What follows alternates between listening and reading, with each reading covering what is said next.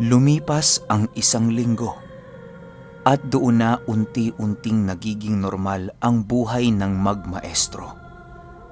Hindi na sila gaanong nagkakaroon ng engkwentro sa mga kakaibang nilalang na nasa panig ng kaliwa, gawa ng hindi na sila gaanong nagsisilabas ng kanilang tahanan.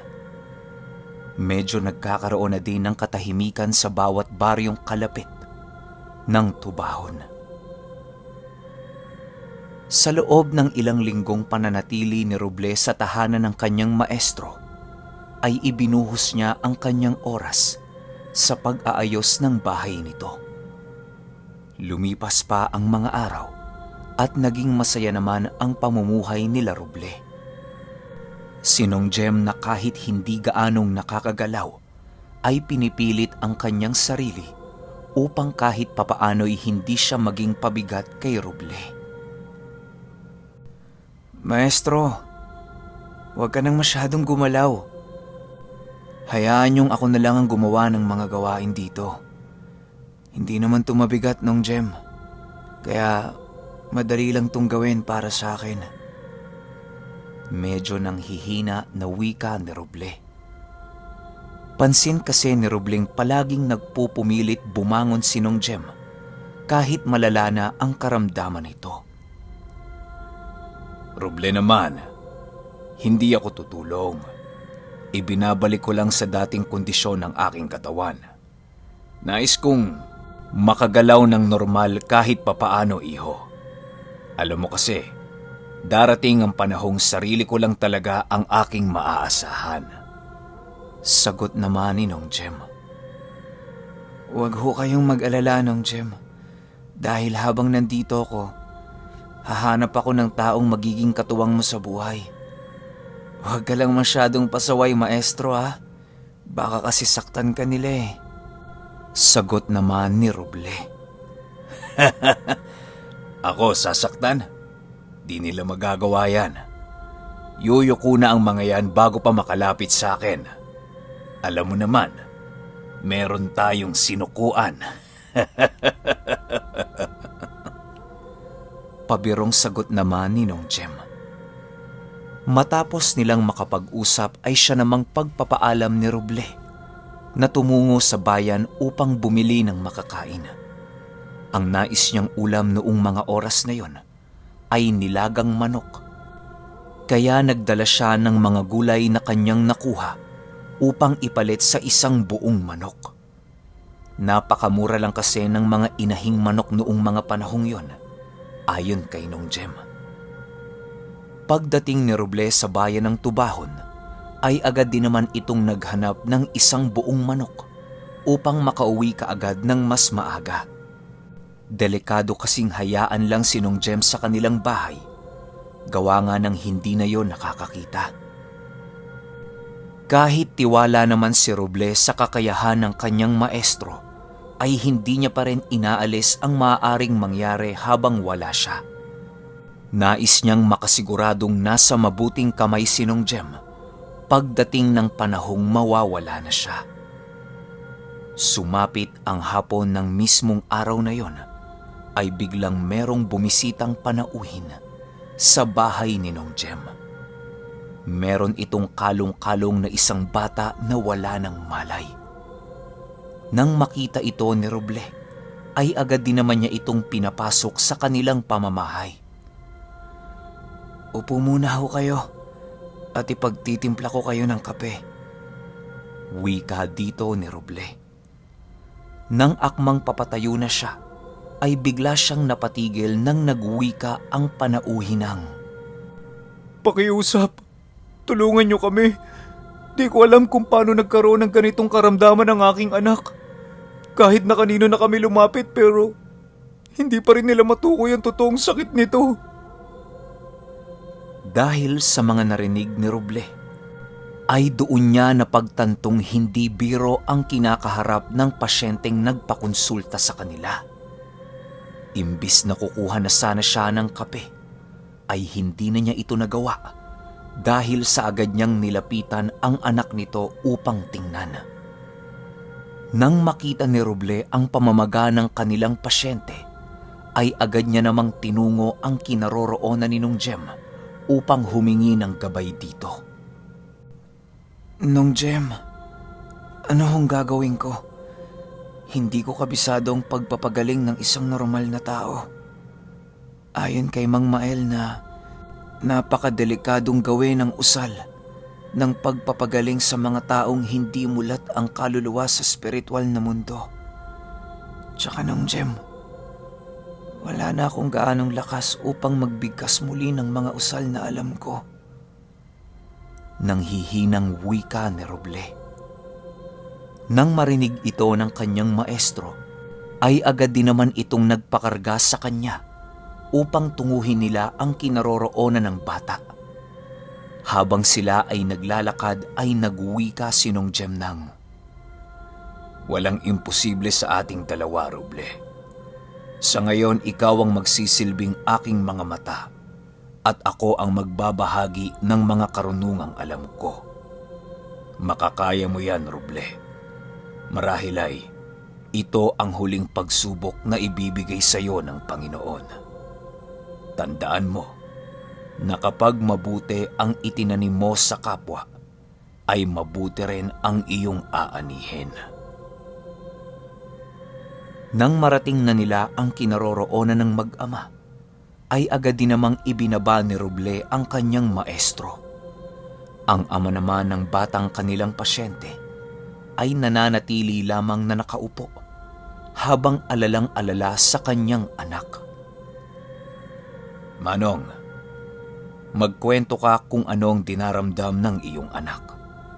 Huwag kang mag-alala dahil gagaling ang iyong anak. Kasama natin ang Panginoon. Wika dito ni Nong Jem. Hindi ko nga din po alam ang nangyari pero magmula nung pumunta sila ng kanyang mga kapatid sa bayan, naging ganyan na ho siya. Hindi naman ho namin to nakakausap ng maayos kasi palagi lang tong dumidilat na para bang napakalubha na ng kanyang karamdaman. Sa pagsapit ng umaga, nagiging normal naman to. Pero hindi nito masambit-sambit ang mga nangyayari sa kanya. Kahit nga ipaguhit namin sa lupa, hindi nito magawa na siyang nagpapahirap sa amin. Nag-aalalang sagot nito. Habang sila ay nag-uusap, patuloy pa rin sa pagdilat ng mga mata ang anak nito habang nanginginig. Nakakarinig na din sila Roble ng mga mahihinang pag-ungol galing sa bata. Dahil sa hindi nila matukoy kung ano ang eksaktong nangyayari dito, ay napagpasyahan nilang sundin ang kanilang sariling haka-haka. Unang nagbigay ng opinyon si Nong Jem tungkol sa nangyayari sa bata sa pamamagitan lamang ng kanyang mga narinig na kwento sa ama nito. Hindi ako sigurado pero sa tingin ko parang may sabi itong anak mo. Maaari ding sumpa ito ng mangkukulam dahil sa meron itong sinusunod na oras. Meron ka bang naging kaaway? Tanong ni Nong Jem. Si Roble naman noong mga oras na yon ay piniling kumuha ng mga gamit ni Nong Jem sa panggagamot upang kahit papaano'y mapawi ang nararamdaman ng batang kanilang pasyente. Pagbalik ni Roble, ay agaran din ang pagpainom niya sa bata ng tubig na merong mga usal. Nilapatan niya din ito ng basto ni San Jose habang taimtim na nananalangin. Wala din ho kung gaanong nakakaalitan. May mga pagkakataong merong nakakainitan ako ng ulo pero hindi naman dumadating sa puntong nagkakaroon ako ng kaaway. Mainitin kasi ang ulo ko, Manong. Lalo na kapag nandoon ako sa sugalan. Wika ng lalaki. Dahil sa mga narinig ni Nong Jem, ay pinili na nitong tumigil sa pagtatanong.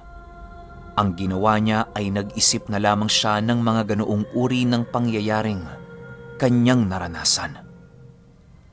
Roble, dahil sa ikaw ang nakakakita sa batang ito, ano ang nararamdaman mo? Tanong ni Nong Jem. Sa akin lang, Nong Jem ha. Parang nakulam to o nasapian. Hindi ako masyadong sigurado pero napapansin ko kasi ang pabago-bagong kulay ng balat nito habang nanginginig. Wika ni Roble. Sumapit ang hapon at sa hindi malamang dahilan, biglang tumigil ang panginginig ng bata. Nang tuluyan na itong nakabalik sa normal, ay tinitigan nito ang magmaestro na parabang nagagalit ito sa kanilang ginawa. Nang makabalik na ito sa normal, ay patuloy pa rin ang ginagawang paggamot dito ni Roble. Nilagyan na din niya ito ng bakod sa katawan upang kahit papaano'y maging ligtas ito sa mga nilalang na maaaring sumapi sa bata habang mahina pa ang katawan nito. Pagpatak ng 6:00 ng hapon, pinauwi muna nila Roble ang dalawa upang ipagpabukas na lamang nila ang kanilang panggagamot. Bukas, Manong. Maagang maaga pa ho kayong pumunta dito ha. Kung kaya niyong tumungo sa aming bahay na hindi kumakain, sana'y gawin ninyo yun. Huwag kayong mag-alala dahil maghahanda ako ng ating almusal bukas. Tugon ni Roble sa ama ng kanilang pasyente. Matapos makapagpaalam ng dalawa, ay agad namang bumalik si Roble sa kanilang sala upang makipag-usap kay Nong Jem. Nang makaramdam ng gutom ang dalawa, ay agad namang tumungo si Roble sa kanilang kusina upang ihanda ang kanyang mga naluto. Matapos nilang kumain, ay siya namang pag-umpisa ng kanilang pagrorosaryo. Palagi nilang ginagawa ito upang mas lalo pang pagyamanin ang kanilang kaluluwa. Isa din itong paghahanda para kay Nong Jem at kay Roble upang pagdating ng paghuhukom ay masaya silang papasok sa kaharian ng Panginoon. Wala silang pakialam kung ano ang magiging katayuan ng kanilang katawang lupa o maging estado ng kanilang pamumuhay. Di rin hinangad ni Roble ang maging marangya dahil sa hindi niya ito madadala kapag siya ay pumanaw. Kahit mahirap ang kanilang pamumuhay, ay mayaman naman ang kanilang kaluluwa. Matapos nilang makapagrosaryo, ay agad din namang dinala ni Roble ang kanyang maestro patungo sa silid nito. Nong Jem, kapag nawala ako, sana hindi ka mahirapan. Huwag kang malungkot, maestro, dahil patuloy akong magmamasid sa iyo sa kalangitan.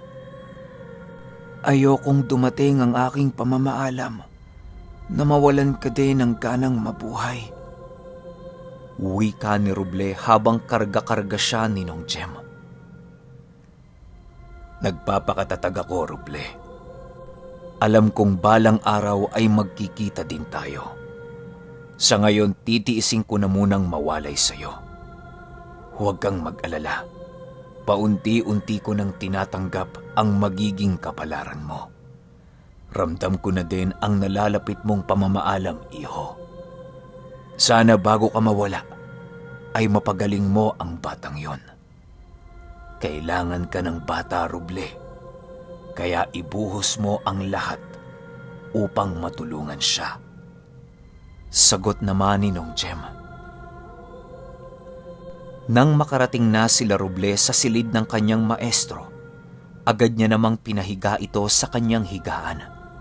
Doon na din humiga si Roble sa katabi ni Nong Jem upang samahan ito. Sa bawat gabing dumaraan sa paglipas ng natitirang buhay ni Roble, ay hindi nito napipigilang umiyak. Hindi dahil sa natatakot siyang mamatay, bagkus ay ang labis niyang pag-aalala para sa kanyang maestro. Sumapit ang araw ng mismong gabing yon at umagang-umaga pa ngang nakabalik ang kanilang pasyente. Agad naman itong pinapasok ni Roble sa kanilang tahanan at pinakain. Habang kumakain sila ay pansin ni Robleng napakasigla ng batang yon. Napakarami nitong nakain na halos maubos na ang kanyang inihanda. Nang mapansin niya ang masiglang kilos ng bata, ay doon na nag-umpisa ang kanyang pag-oobserba. Iniwasan na muna ni Robleng banggitin ang kalagayan ng bata upang kahit papaano'y hindi ito mapansin ang kanyang gagawing panggagamot. Manong, kamusta naman ho ang tulog ng anak ninyo? Tanong ni Roble. Ayos naman ho. Sa tuwing hapon lang talaga nagkakaroon ng abnormal na kilos. Matyaga nyo ho. Habang tumatagal ang oras, papaiba ng papaiba ang pagkilos ng anak ko. Sagot naman ng ama ng bata.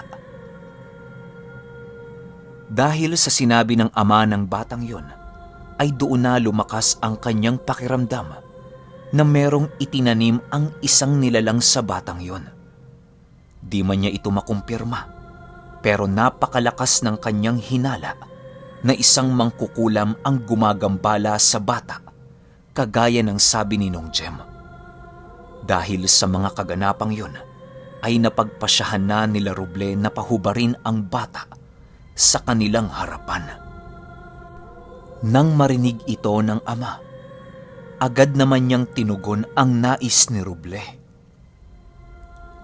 Pagkahubad ng bata, ay nagpupumiglas pa ito na para bang ayaw nitong ipakita ang kanyang katawan sa kanilang harapan. Nang maramdaman ni Roble ang paglakas ng puwersa ng batang yon, ay doon na niya tuluyang nakumpirma na kinukulam nga ito. Dali-dali niyang inalis sa sala si Nong Jem upang hindi ito madamay sa kung anumang gagawin ng bata. Manong, hawakan niyo ho ng maigi! Nang hihinang sigaw ni Roble. Habang nagpupumiglas ang bata sa pagkakahawak ng kanyang ama, ay nagsisisigaw na din ito na para bang nababaliw na.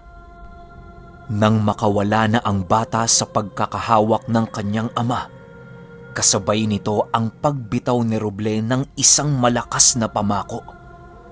Halos mawasak na ang kanilang papag noong mga oras na yon dahil sa lakas ng paghampas ng katawan ng bata sa kanilang sahig. Matapos niyang makabitaw ng isang pamako, agad niya namang nilapitan ang bata upang tingnan ito. Habang tinitingnan ito ni Roble, sa hindi inaasahang pagkakataon, biglang nagwika ang bata ng, "Anong hinahanap mo?" Hinahanap? Huwag kang tumawa dahil dakip na kita. Sa oras na mahanap kong itinanim mo sa batang ito, yun na din ang hudyat ng kamatayan mo. Di mo alam kung anong yung binabangga mangkukulam. Demonyo nga mismo na pabalik namin sa impyerno. Ikaw pa kaya? Sagot naman dito ni Roble. Dahil sa mga pangyayaring yon, bumalik na naman sa isipan ni Roble ang mga pangyayari sa digmaan na kanilang kinasangkutan ng kanyang maestro. Habang patuloy na hinahanap ni Roble ang tanim ng mangkukulam, ay siya namang pagtawa nito ng walang humpay. Di na muna yon pinansin ni Roble, gawa ng nais niyang paiyakin ng mangkukulam pagkatapos niyang mahanap ang itinanim nito. Nang mahalughog na ni Roble ang bawat balat at singit ng kanilang pasyente, ay wala siyang nakitang ibinaon dito.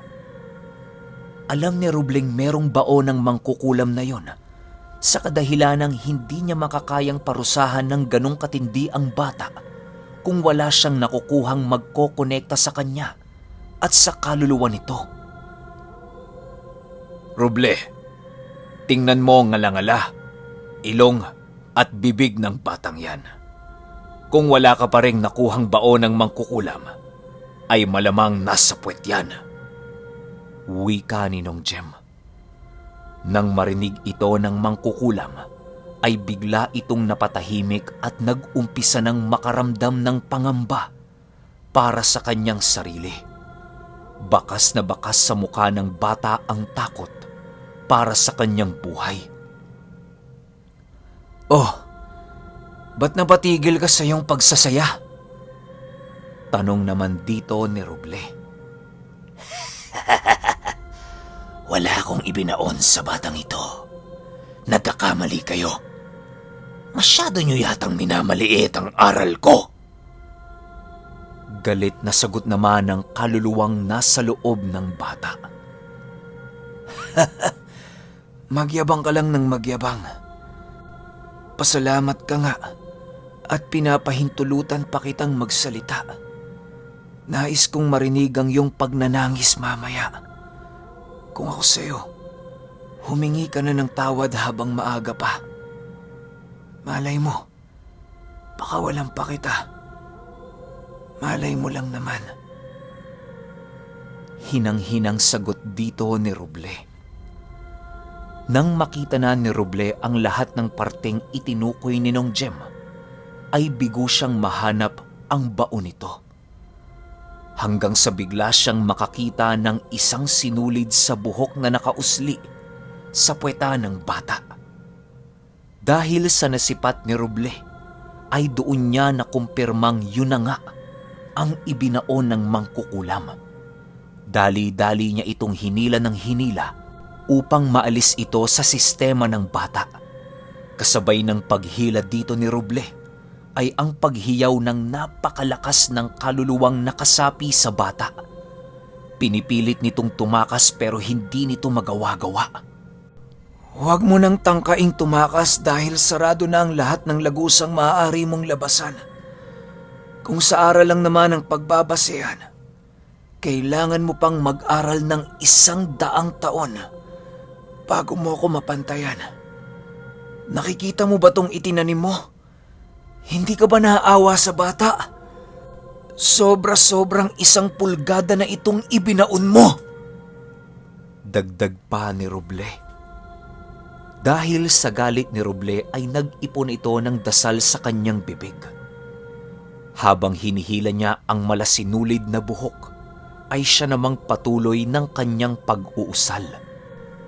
Nang makuha na ni Roble ang napakahabang itinanim ng mangkukulam, ay doon niya na ito inumpisahang tanungin at pahirapan. Nakikita mo ba tong nasa kamay ko? Alam kong nakikita mo to. Ngayon kung nagmamatigas ka pa rin ay babaldahin ko yung kaluluwa mo. Nais mo bang maging baldado habang buhay? Iba ako sa mga manggagamot na nakaharap mo. Dahil kapag binalda ko yung kaluluwa mo, ay ititira ko na lamang na nakakagalaw. Yang leeg mo. Pananakot dito ni Roble. Huwag po. Magsasalita na ako. Magsasalita na ako. Nagawa ko lamang to dahil naging kalaguyo ako ng ama nitong bata. Sagot naman ng mangkukulam. Babae ka pala. O siya, huwag ka nang magpaliwanag. Sapat na ang iyong sinabi. Sana na may hindi mo na ito uulitin. Sagot naman ni Roble. Dahil sa sinabi ni Roble, napangisi lang naman ang mangkukulam sa kanyang mga narinig. Maging ang ama ng bata ay napakunot din ng noo nang malaman nitong pakakawalan ni Roble ang mangkukulam na yon. Di mo na talaga to uulitin pa. Dahil ihahatid na kita sa kabilang buhay. Wika ni Roble. Matapos nitong makapagsalita, ay agad din namang nag-usal si Roble ng isang mahiwagang sandatang nabasa niya sa silid ng garuda.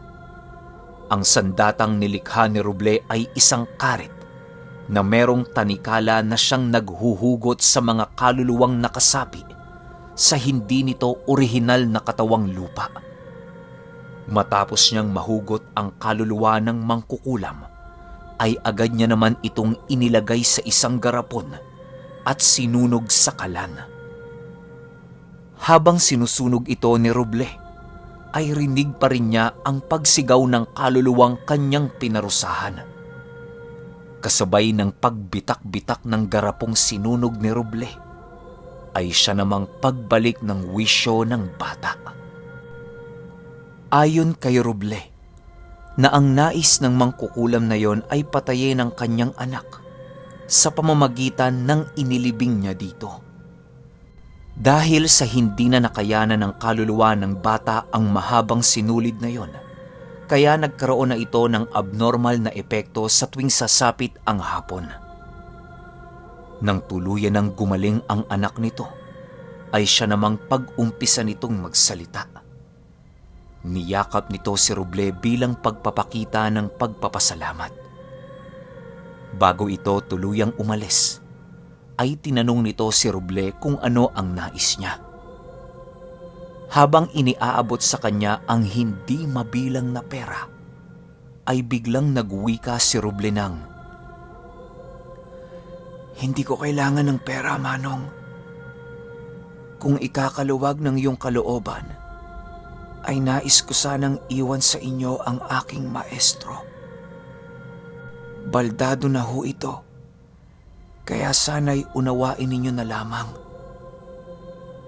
Manong, Hindi na ako magtatagal.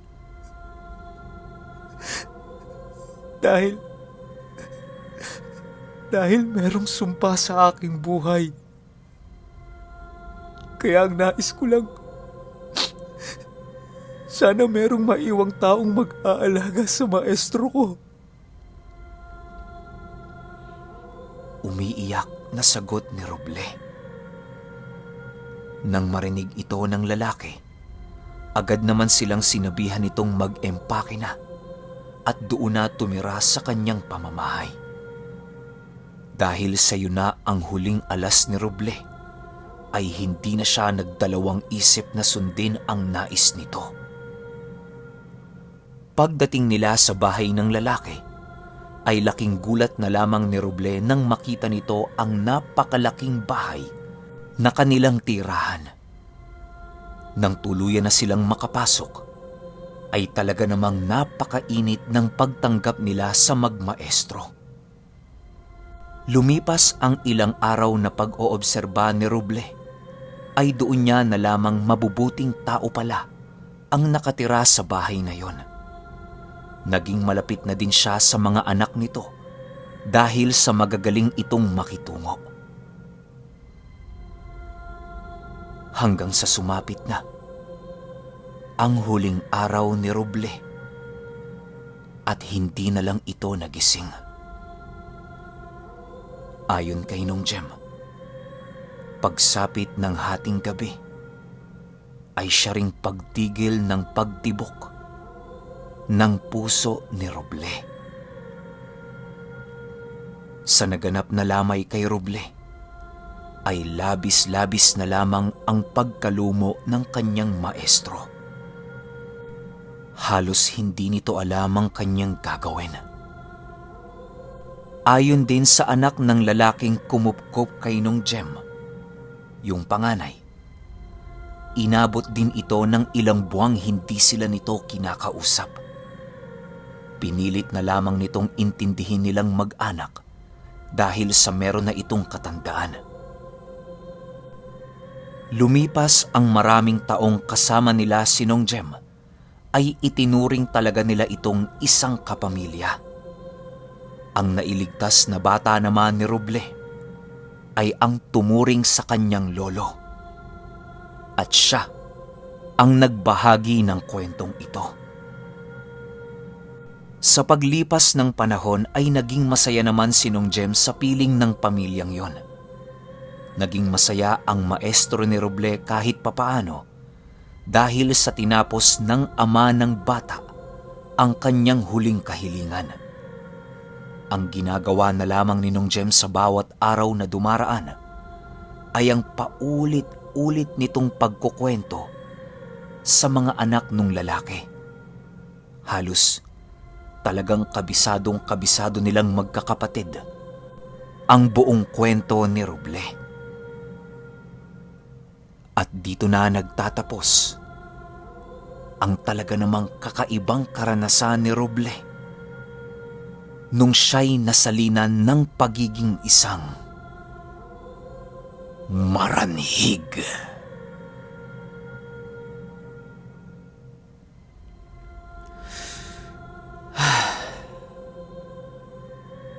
Okay, alam niyo ba yung pakiramdam na sobrang lungkot na lungkot na lungkot na lungkot ka kasi ang tagal ng pinagsamahan namin itong maranhig. Halos 2 months ata. Tapos mayat maya pa yung upload ko kasi kinukulit niyo ako.